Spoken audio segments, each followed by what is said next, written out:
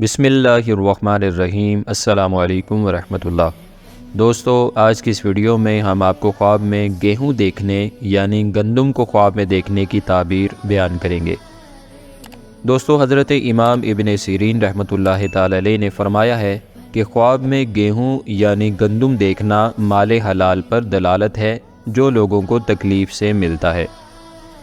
اگر صاحب خواب یہ دیکھے کہ اس نے گیہوں یعنی گندم کھائی ہے، دلیل ہے کہ صالح اور دیندار ہوگا، اور اگر پکا کر کھائی ہے تو غمگین ہوگا، اور اگر خواب میں دیکھے کہ اس کا منہ پیٹ تک خشک گیہوں سے پر ہے یعنی بھرا ہوا ہے، دلیل ہے کہ اس کی عمر ختم ہو گئی ہے اور وہ فوت ہو جائے گا۔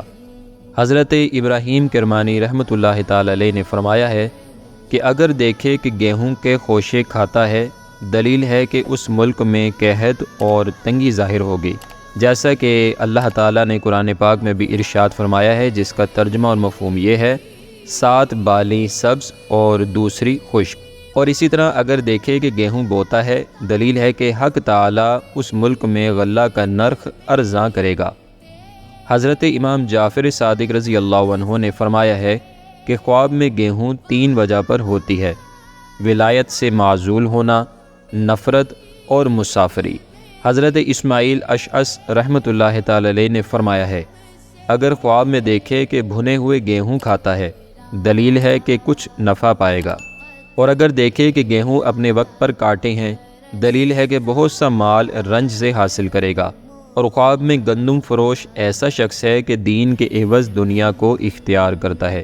دوستو، یہ تھی خواب میں گندم کو دیکھنے کی تعبیر۔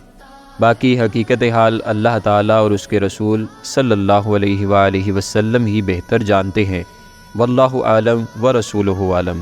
اگر آپ کو ہماری یہ ویڈیو پسند آئی ہے اور اس سے آپ کو فائدہ ہوا ہے تو اس ویڈیو کو لائک اور شیئر کریں، اور ہمارے چینل کو سبسکرائب کرنا نہ بھولیے گا۔ اپنا بہت سارا خیال رکھیے گا۔ فی امان اللہ۔